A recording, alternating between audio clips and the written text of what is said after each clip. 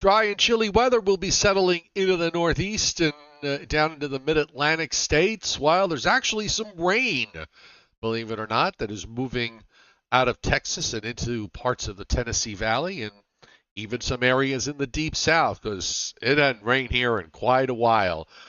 Quiet weather elsewhere except for the Pacific Northwest. We'll talk about this, the weekend, the long range, and who knows what else tonight on the Joe and Joe Weather Show. This is the 9th of November, 2023. Brought to you by Tempest by WeatherFlow. Get the revolutionary Tempest weather system, and you too can join the fastest growing observing weather network on the planet.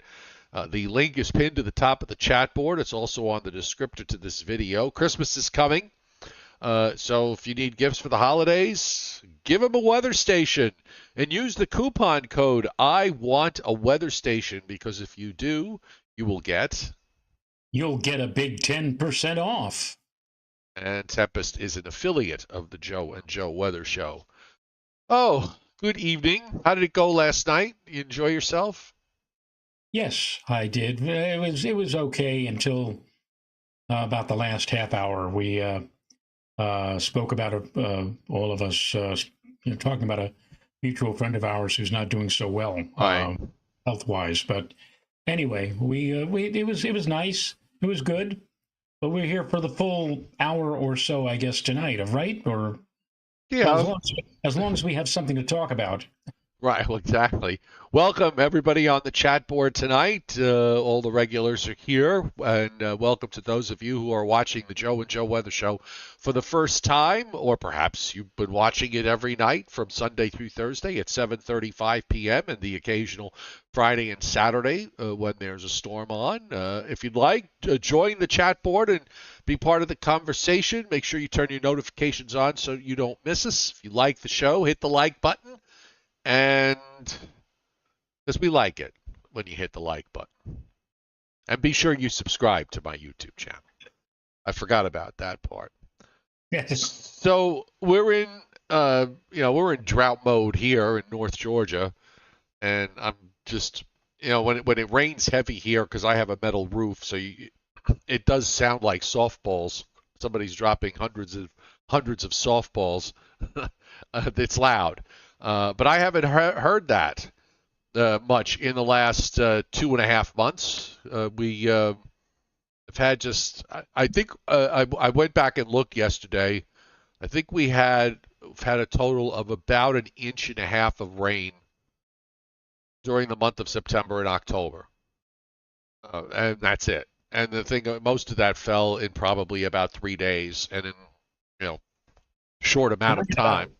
And I had about 9 times that amount in September. One of the wettest Septembers we've had around here in quite some time. So it's yin and yang, Joe. You're very dry, and I have been very wet. Very wet. Yeah, it's been well, it's in the severe drought in parts of the southeast, and there's wildfires going on. They have the one in Andrews, North Carolina, which is about 45 minutes from here by car. They have that one under control. There's some wildfires going on in the northwestern part of the state, so really could use a break in this drought pattern. And overall, I mean, it still looks pretty quiet across the Northeast and Mid-Atlantic states. The one exception is to tomorrow morning, because this front that went through stalls briefly, and there's this patch of rain that is now moving across parts of the South. It might just graze some areas. It's maybe as far north as southernmost Pennsylvania and southern New Jersey for a very short period of time tomorrow, but then it goes out. But for the vast majority of eastern Pennsylvania to southern New England, in fact, for the vast majority of the Northeast, there's not going to be much of any rain or snow, for that matter, for the next 7 days. Yeah, and it looks like the next precipitation threat has been jumping around. I mean, each day the models, and each run the models have something different. We've been talking about possibly Monday, Tuesday, not this next week, but the week after.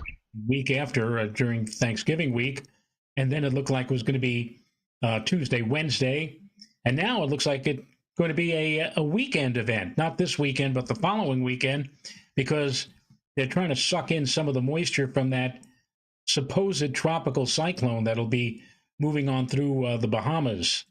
Well, A you know, week from now. The European today and the Canadian, now they all have something. The GFS is the one that's got the Category 4 hurricane that it develops, but they all do have something now. They are all showing something there. The only thing is at this time of year, given the pattern, a lot of times stuff that starts out in the Caribbean uh, winds up moving southward and heads down toward towards Central America or even near Panama. So that's not out of the question here with the way the upper pattern is. It's not. It is actually rather unusual now to start seeing any kind of active tropical system this late in the season. The season still has another 21 days to run. Officially comes to an end on the 30th of November, so it's still possible, but the chances become more and more few and far between as we progress through the remainder of this month. In the meantime, as we take a look at what's going on the satellite loop tonight, there are there's a lot of clouds that extend up, actually coming out of the Pacific, running across Mexico through Texas into Arkansas. Unfortunately, at least for the time being, it's all north of like places like southern Louisiana, which is in extreme drought, and most of the rain is running up into Tennessee and points slightly further north from there, so it's sort of going over the top. Now, that's going to maybe eventually start sinking southward, but in the Northeast, it looked like it improved nicely during this afternoon in most places, and I'm sure you had some fairly warm temperatures to boot. I think we made it to 55 today. Oh, by Not you. Yeah, yeah. this was that weird day because if you were north of New York City, it was probably not going to get much out of the 50s, and then if you were in southern New Jersey and point southward, it got into the 70s. Yes, I would have liked 70s, but didn't quite. But I was still happy to get the sunshine this afternoon after a rather dreary looking start to the day. Yeah, and it's most of the rest of the country is actually pretty decent. There's clouds from North Dakota and Minnesota eastward, and they go all the way east into New England with that whole. Well, we were talking yesterday, called it a pathetic weather system. They did have, some of our regulars like Timothy Veltman, who's up in the Albany area, had some sleet, and I had a report from uh, one of my regulars, Jim Walsh, who said that he had a little bit of snow up where he is, which is north of up in the Adirondacks. So they did get a little bit of snow. It was nothing really to write home about. But everything's moving along, and we've got another system coming into the west today with, you see all those clouds running up and down the west coast, except for southernmost California. And the radar is rather busy in Tennessee. There's some patches of moderate rain here. I don't know how much of this is actually reaching the ground. A lot of times, Joe, when you're in a severe drought, the atmosphere it's almost as if it's forgotten how to rain. So you'll see all these echoes, and then you look at the observations, and the air is so super dry that it just doesn't reach the ground. Some of this is obviously, but it's all this sort of wave action on the cold front. There's no developing low really. It's a little bit of overrunning that's going on, and that extends down into Texas, into East Texas, and some heavier rain from Houston down to Corpus Christi. But for the time being, the areas that need it the most are seeing the least, if they're seeing anything at all. Well, if you give me sharing capabilities, I will. Today is a Thursday, and on Thursday they update the U.S. Drought Monitor, and I do indeed see, or I'm looking at right now, the updated map that came out today. Well, I'm always one to cooperate with your personage, so by all means, share away. All right, let's do that. Blah, blah, blah, blah, blah, blah, blah, blah, blah, blah. William Blah. Uber said he had 15 drops of rain in 3 showers Yeah. on Long Island today in central Long Island. Yeah, there wasn't a whole lot with this whole setup today. Well, it's up No, on the screen. and you could see that what Joe was talking about is absolutely correct. For a slice of extreme eastern Texas, from most of the state of Louisiana, and moving on up into central and southern portions of Alabama, excuse me, of Mississippi. Always get them confused. You can see in this dark red zone here that indicates extreme drought. In fact, let's highlight Louisiana, and you could see, my goodness, there's nowhere in Louisiana where there isn't dry conditions, abnormally dry in the extreme northwest corner of the state, which morphs into moderate drought here in the light orange. The darker shade of orange is severe drought. The red is extreme drought, and the rest of the state is in that shade of very dark red, indicating exceptional drought. So it is rough down in Louisiana. It's also rough in, as I said, Mississippi. We see that in Mississippi, a good part of the state is in exceptional drought. The red again is the extreme drought area, and the area of orange is severe drought. So the drought in Mississippi runs anywhere from severe to exceptional. Another state that is very, very dry and can use every raindrop they can get their hands on.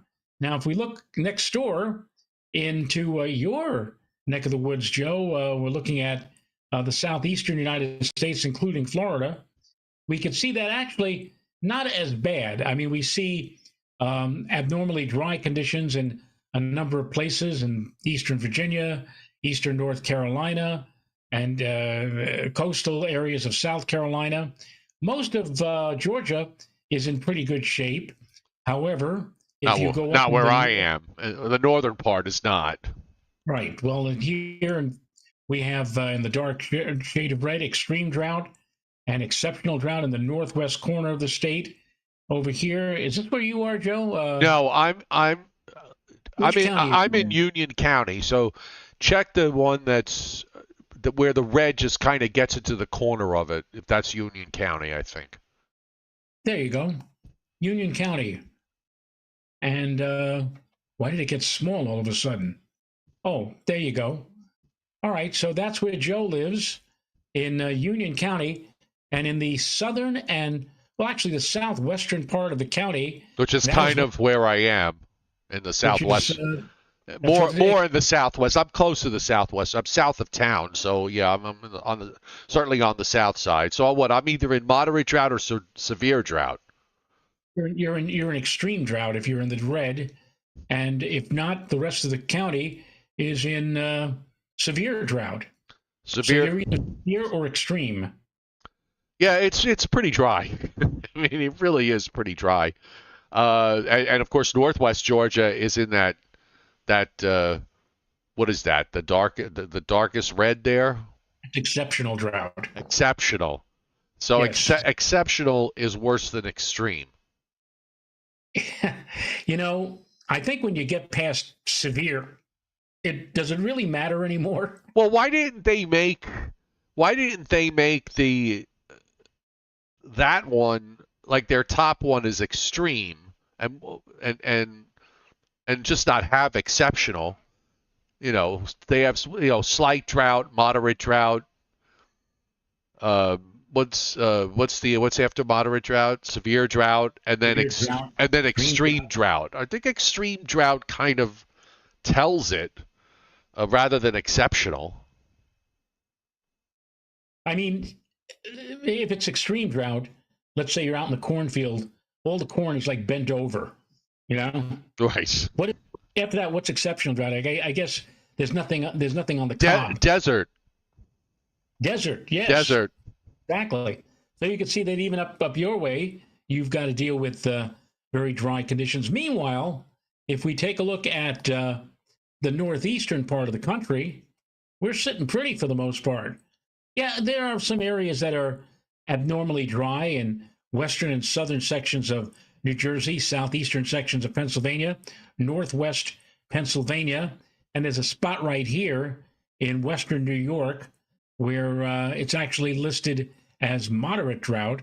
But the rest of the Northeast, down to Pennsylvania and New Jersey, the rest of the Northeast doesn't look all that bad. We do have areas of abnormally dry to moderate drought in parts of West Virginia and also in parts of Maryland. But overall, compared to other parts of the country, the Northeast is holding its fair share in terms of moisture and in terms of the amount of rain that they've had, leading to the lack of any colors, just white, which indicates no drought or no problems whatsoever. All right. Well, very good. And we'll see where we go between now and next week. Yes. Yes. Can you unshare? Somehow you locked my screen. I just All right, now we're just briefly. I just did that. All right, so we're just briefly in black, but we'll come back to it.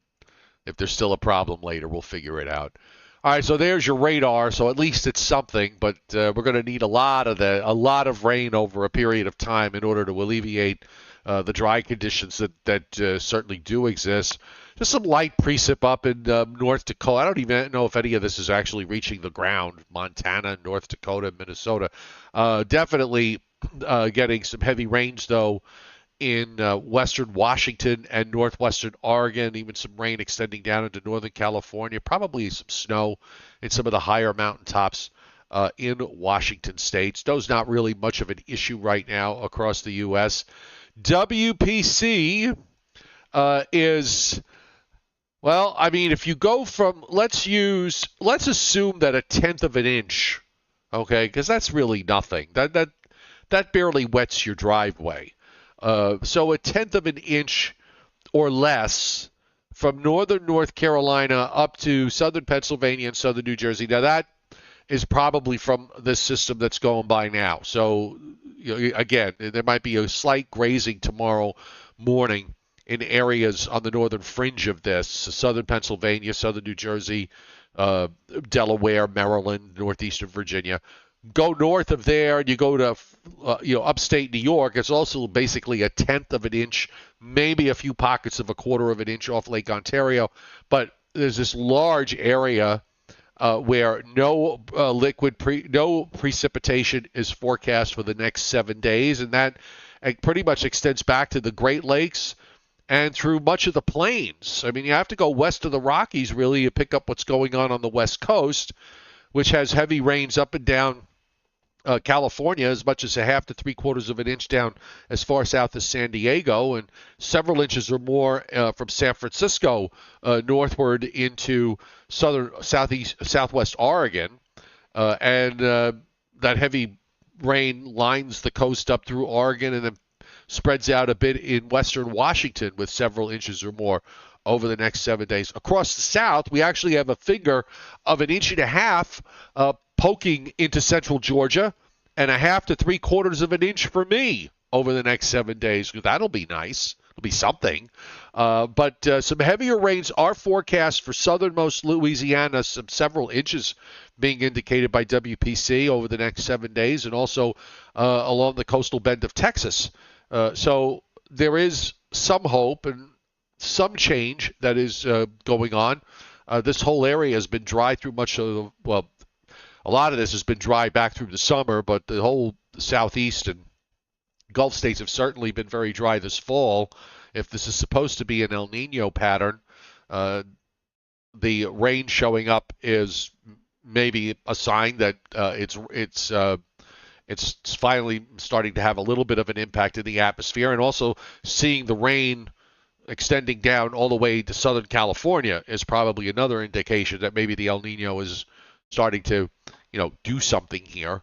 And as far as snow goes, if we check out WPC's snow forecast, just load the fresh one up now. It's not going to really show very much. All that you see is, right near. I mean, This is a probability of 2, and it just sort of touches northern Maine with a 5% probability. And the only other place that we have is up in northernmost Idaho, northwestern Montana, and in the Cascades in Washington, on up into southwest Canada, where we see some higher probabilities for at least 2. I'm just for laughs. I'm just going to see if I'm going to just go to the probability for 8 and see if it pops up. Oh yeah, look at that. Let's jump up to 12. So somebody at least, some mountaintops there. Oh, even there, Joe, 95 to 100% probability in southern British Columbia there. Should I try 18? Sure, I would think 18. You'll probably see a very low number. No, it's still there. Look, 18. There's still an area there that 95 to 100%. So let's go to 24, and it's still there. All right, the last option is 30 inches. So, and there you have it. There's a high probability of at least 2 feet of snow or more in portions of in southwestern British Columbia. So somebody's getting snow anyway.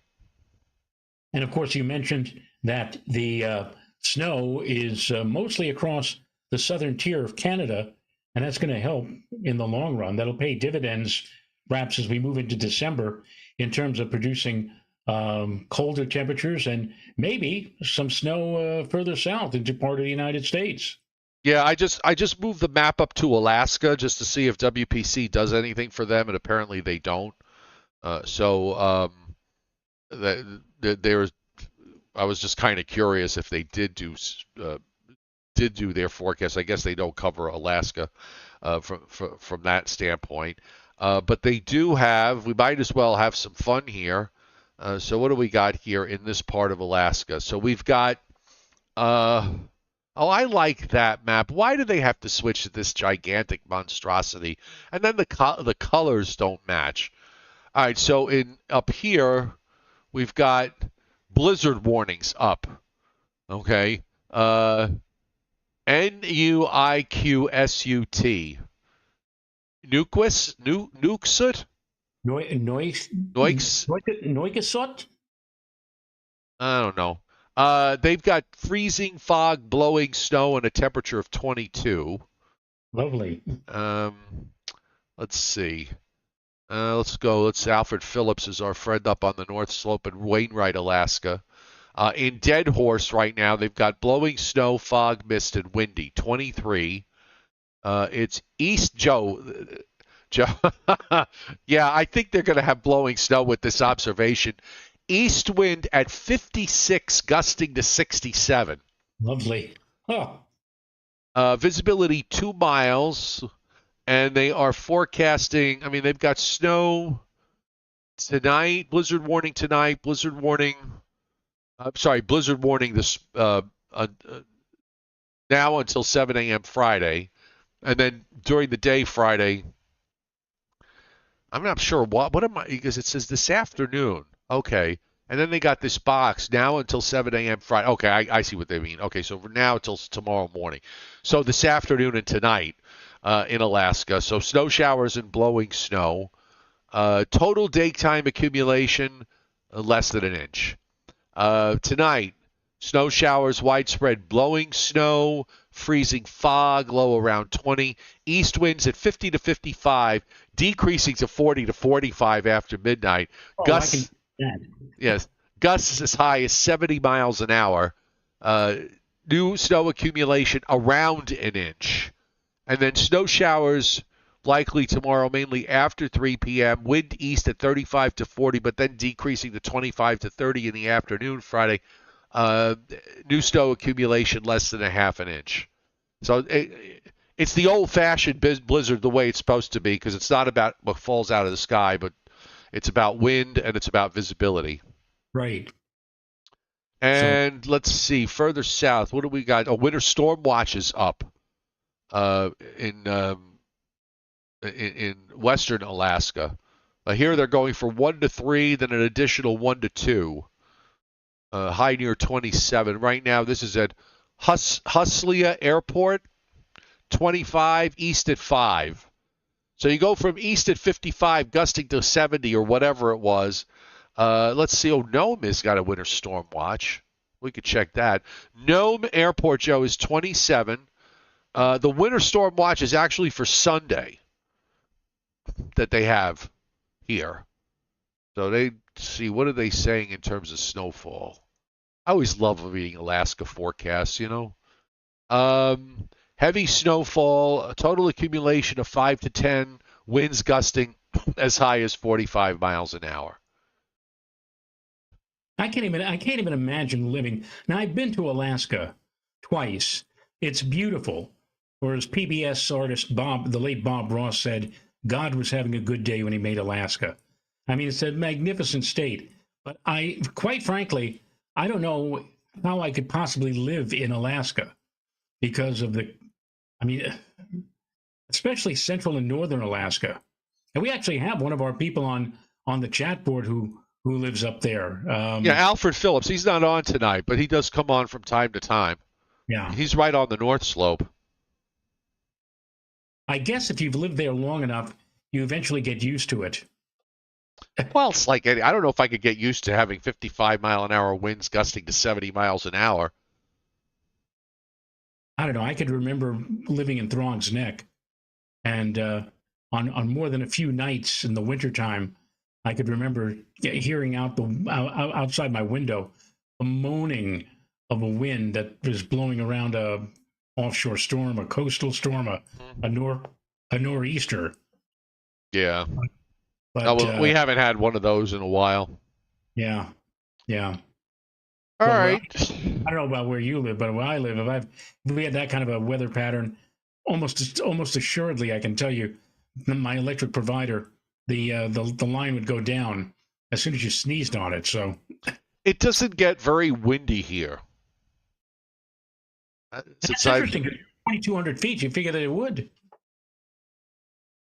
Yeah, no, it doesn't really. Every once in a while, yes, but we just don't get. We don't really get into situations where the gradient is very tight. You know. Yeah. I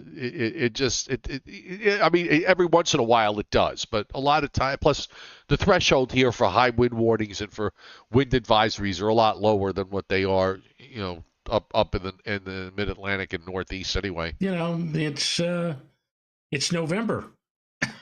That it is. And soon we're going to get into the winter season, and it probably is going to get even worse. All right, so looking at the upper air going forward, and we still have this problem with the GFS really going bonkers with making a Cat 4 hurricane in the. I just got a little message that says your internet connection is unstable. All right, hold on. We're just doing a disconnect and a reconnect. It'll just take a moment.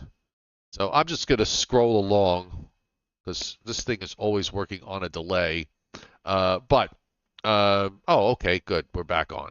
All right, so we do have this trough, but it's just sort of like this east-west trough, which really didn't get, which sort of explains why the weather system that we just had really didn't amount to much.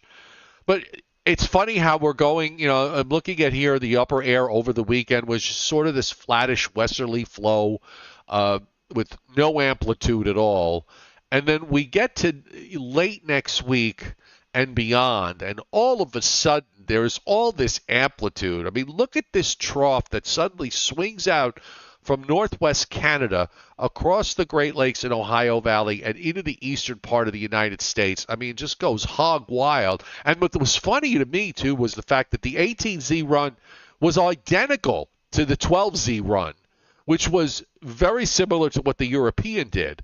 But we are going to go to a stormier pattern, I think. That's a given. Now, again, how much can I trust this model from the standpoint of the fact that we keep seeing this Category 4 hurricane being developed in the long range, and there it is here on the upper air reflection. It goes right over Jamaica and eastern Cuba, then comes out the other side.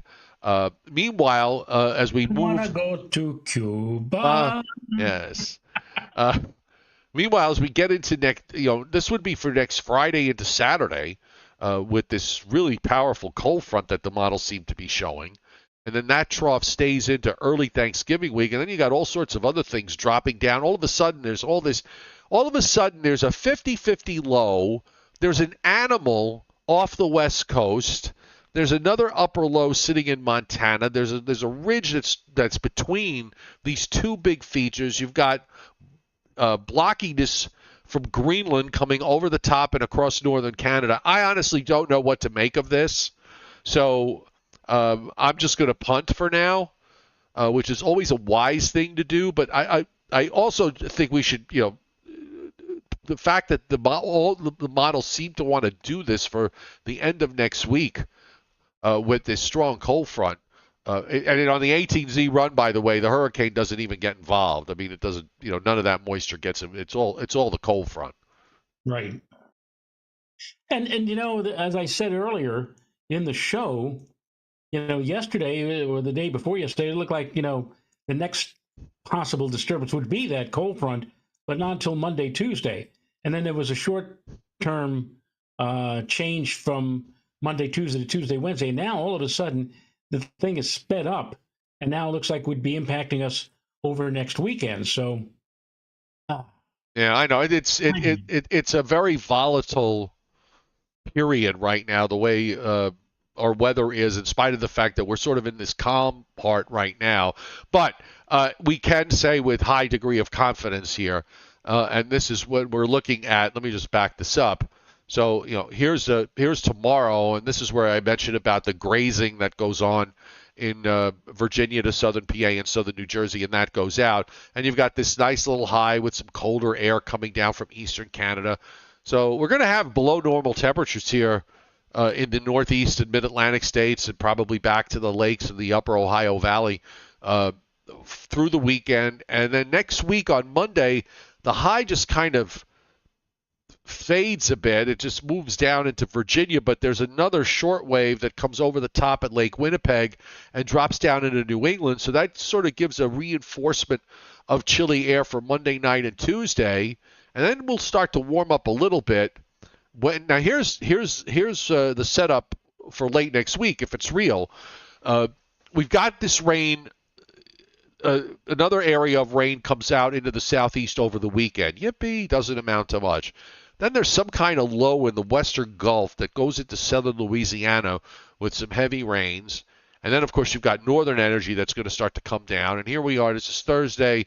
Now we're into Friday. And you see there's a cold front and a low that goes over to Lake Superior. And then all of a sudden you've got this, powerhouse front that goes down all the way down into the southeast. And the model generates, look at that. That's supposed to be for Friday night. This is 2 a.m. Saturday. Just an absolute clobbering of heavy rain, if that's correct. And there's even some dark blue snow on the northwest edge of that, sort of on the other side of the frontal boundary. And then you've got lake effect that's going on all the way into the central Appalachians to early Saturday morning. This is the 18th, not this weekend. The tropical system on the 18Z run is delayed. So it's still down there in the Caribbean at 192 hours, if it's real. And I've been of the opinion that I really don't know if it is real or not. But then that goes out. This is next Sunday, and then there's another front that comes through on Sunday, just sort of brings in some colder air. We start Thanksgiving week on the dry side, and then again, I don't know if I believe all this amplitude that suddenly shows up off both coasts. I'm not sure of yet. I mean, obviously we're going into something far different than what we have now. So it's definitely going to be a busier pattern as we get closer to Thanksgiving. But what it means specifically at this point, who knows? I'm surprised that and I know you were saying yesterday that you didn't think that long-range forecast by the Climate Prediction Center would continue, was showing much of the central and eastern part of the country through 8 to 14 days in above normal temperatures. But they still are persisting with that. And yet, when I look at these short-term models or midterm models, taking us to not this weekend, but the following weekend, you would think that with that next push of colder air coming in, that there would be a change, but there isn't. I don't know. Well, they did it off the 0Z run, So these are developments that we've seen today on the 12Z run. So maybe we got to give them another period to catch up. I don't know. We'll check and see on our days off, and we'll come back on Sunday to report on this. Who has Briller Jeopardy tonight? Do you or do I or do you, I think or do I? I think it's your turn It's tonight. my turn. Okay. So let's check it out.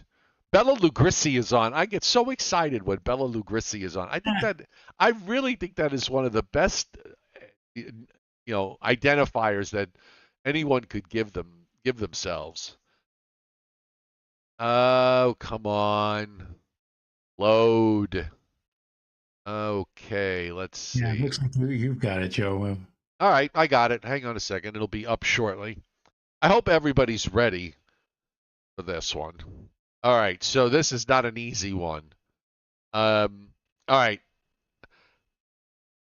The top 10 snowiest winters, and this is in Central Park, New York City. The top 10 snowiest winters, and you need to get 6 out of 10 to pass. So why don't we get number one is a no-brainer. That would be the winter of 95, 96, right? That is correct. So number one is 95, 96. I think most people would have guessed that one. Any ideas, folks? Joe, do you have any guesses? How about 47, 48? 47, 48 is number two. Number two, 47, 48. Jason Schaefer says 2010. Yes, 2000, 2010. 2009, 2010, or 2010, Well, 2011? that's yeah, 2000. I'll give it to him. 2010, 2011 is number three at 61.9. Now the other ones, somebody else mentioned, Luis Aricio mentions 2013, 2014. That is number six. That is number six.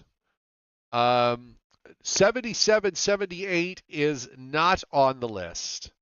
You've got to be kidding me. No, it's Wow. not. Somebody mentioned earlier, Keith James II, number 10. 93, 94, 53.4, 77, 78 in New York City. I think the number's like 50 or 51, something like that. So it just missed the top 10. Well, we all know, Joe, that the way they were measuring the snow back then, Right, I know. really, I mean, there was a lot more snow out there as opposed to what the methodology of they were measuring it, which was basically leaving the RCA building, stepping outside, and measuring the snow on the top of cars. Right, That's exactly. Um, let's see. Uh, Somebody just mentioned Michael Azara mentions 66, 67. Uh, there is a winter in the 60s, but that was not on the list. That did make the top 10. 14, 15 didn't make the top 10, nor did 15, 16 didn't make the top 10. Okay, 17, 18 did not make the top 10. Let's see. Everybody's in the 20s. You need some guesses in the 19s, folks. I will tell you that we've gotten all the 2010, 2011, 2013, 2014. Those are so now we're done with the ones that have occurred in this new century. So we need to go back to the prior 2 centuries to get the rest of them.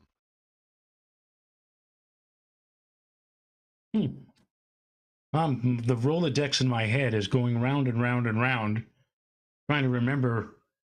Unless the in the 20th century was early on in the 20th century when I was not around or I was not here. I would say that of the remaining, only one remains where you were alive, where you and I were alive for. Hmm. Anthony, while you think about that, Anthony Spiraccio hits super chat tonight. Thank you, Anthony.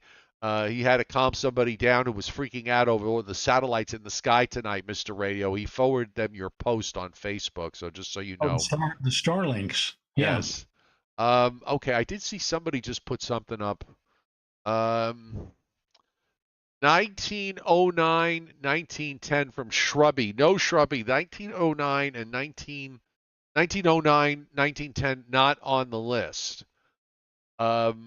63, 64 is not on the list, but you're getting warmer. And 57, 58 is not on the list, but you're also getting warmer coming at it from the other direction. 66, Izzy D 67. is, you must have joined late, Izzy. 93, 94 was already mentioned, and that is number 10, and 95, 96 was number 1. Okay, finally, Charles Gall gets 1960, 1961 comes in at number 9. Number 9. That one was interesting. That was if you talk about snowmageddon years or winters, I mean they had a massive snowfall December 12th and 13th. Then they had the Kennedy inaugural snowstorm about a month later on January 20th, and then 15 days later on February 5th, they had something like 22 inches of snow I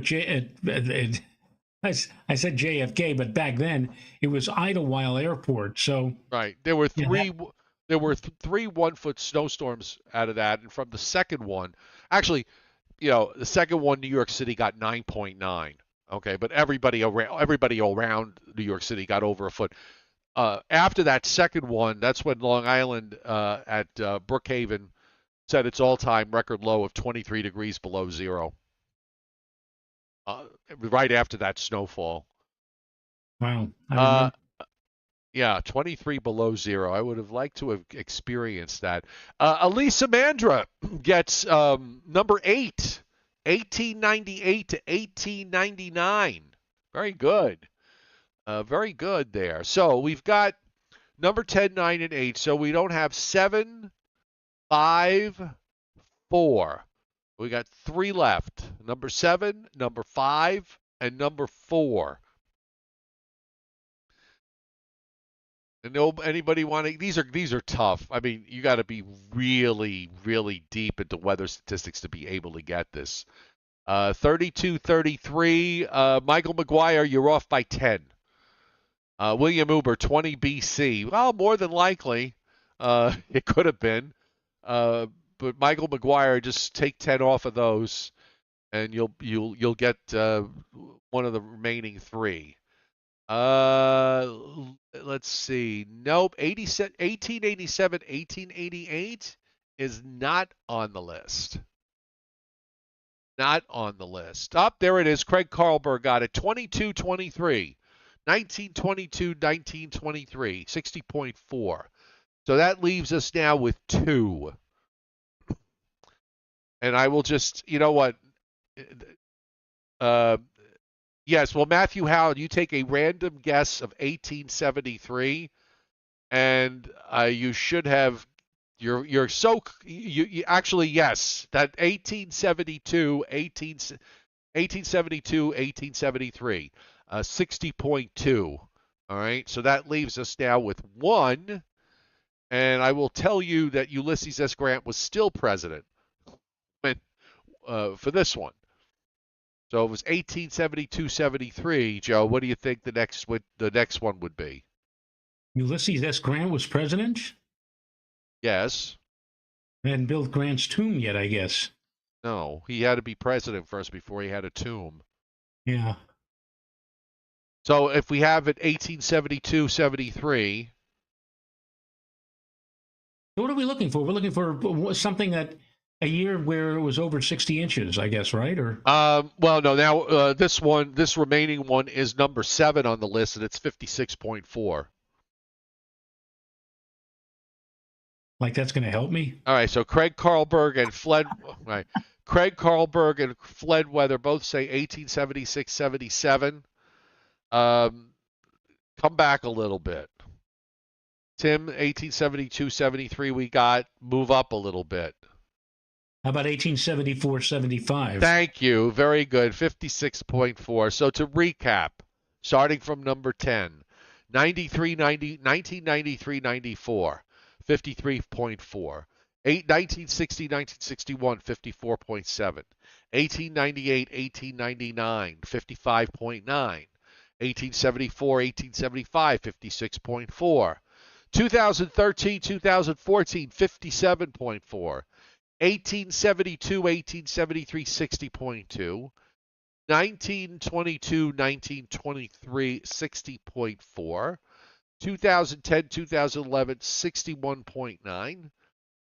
Number 2 is 1947-48 with 63.9, and 95-96, 75.6. Now, I will tell you from my measurements that I took when I lived in Long Island, number 1 was 95-96, but the total for Long Island was 96.5. Okay, 96.5. Number 2 was the winter of 2002-2003, or as I would always like to call that, the Suffolk County winter, because it just everything, whatever it was, there'd be a coating in Nassau County and Suffolk County would get buried.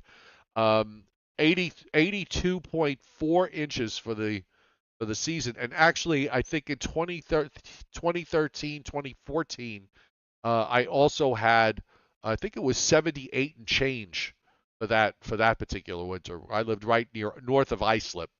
Okay, I was 2 miles north of Islip, and I always wound up with far more snow than MacArthur Airport did, mainly because of the fact that in those days, Joe, even as not that long ago, the airport was shut at night. So if it snowed at night, it never got counted. So was that the one where you got like 35 inches in one sitting? No, that was in 2013. Yeah. That was in 2013. But yeah, in the early parts of the 2000s, MacArthur Airport was shut down at night. So you have a lot. There were no weather obs that were taken. And, as far as snow measurements were concerned, I think they would have somebody would take the temperature, but that would be it. But as far as snowfall is concerned, if it snowed at night, and whoever came in the morning would measure it, but who knows by that time. But compression, right? Compression, or if it was a snow to rain, it could have melted away. It Right. could have been washed away, or they just left it blank. Wow. Yeah, so Easy. some of these smaller stations you have to sort of check to see if they were 24-hour stations or not, because then their numbers are all messed up. And you kind of wonder with a really heavy snowfall, and they still didn't measure it. Kind of makes you wonder. I mean, like, all right, the airport may be closed, but were you able to get home? Were you forced to stay there, or maybe you just couldn't get to the airport? Or it snowed just between the time the person got off shift. I think it was closed from 7 p.m. to 7 a.m. So if it snowed any time in those 12 hours, it just didn't get counted. Right. Right. All right. Any plans for the weekend? Yeah, trying to stay warm. I think, Joe, here in the Hudson Valley, two of the colder nights that we've seen so far coming our way will be Saturday night, and the coldest will be Sunday night. I'm calling for, on average now in the Hudson Valley, a low Saturday night of 28 and a low on Sunday of 26. And that will be, again, two of the colder nights we've seen so far this season. Then we'll warm up a bit. In fact, by next Thursday, we may be close to 60 for a high temperature. And that'll feel like the second coming of spring. Yes. After a rather frigidly cold weekend.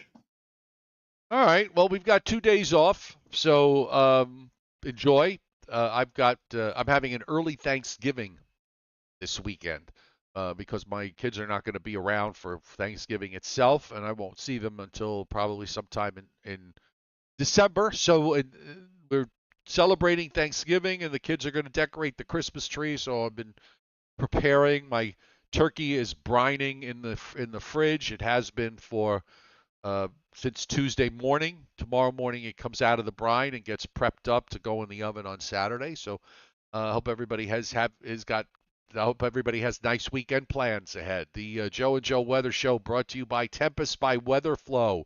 Get the revolutionary Tempest weather system, and you too can join the fastest growing observing weather network on the planet. The link is pinned to the top of the chat board. It's also on the descriptor to this podcast. And if you do make a purchase there, Tempest is an affiliate of the Joe and Joe Weather Show. Use the coupon code I want a weather station. Makes a great Christmas gift. Makes a great holiday gift, especially to young science-minded kids. And if you do, you will get 10% off. So take advantage of that. It is a very, very good buy. I want to mention also, Joe, before we finish tonight, I don't know how many of you out there watching or how many lurkers out there receive WeatherWise magazine during the course of the year. The new issue, November, December, is just out. I'll hold it up to the screen here so all of you can see it. And I mention it because right smack in the middle of the magazine is a feature article written by yours truly, which deals with the weather prospects for the upcoming total eclipse of the sun, which is coming up in April of next year. It is a 10-page article. It is richly illustrated. Some of my eclipse chasing buddies helped me out by providing some wonderful photographs and all kinds of graphics. There are graphics, there are tables indicating where the best place you might want to go to see the eclipse. And again, WeatherWise magazine, you should be able to get it at any good bookstore, like a Barnes & Noble or wherever they sell fine magazines. And again, nice to have something like this published. It's well in advance of the eclipse, so if you're interested, if you plan to go and see the total eclipse, then by all means, get a hold of WeatherWise magazine and read what I have to say about that. So that's pretty much it from me, Joe. Anthony. Go ahead. I'm sorry, Joe. That's it. All right, Anthony Sparaccio, thank you for hitting the tip jar tonight, and we'll see everybody on Sunday at 7:35 p.m. Nighty night. Nighty night, folks.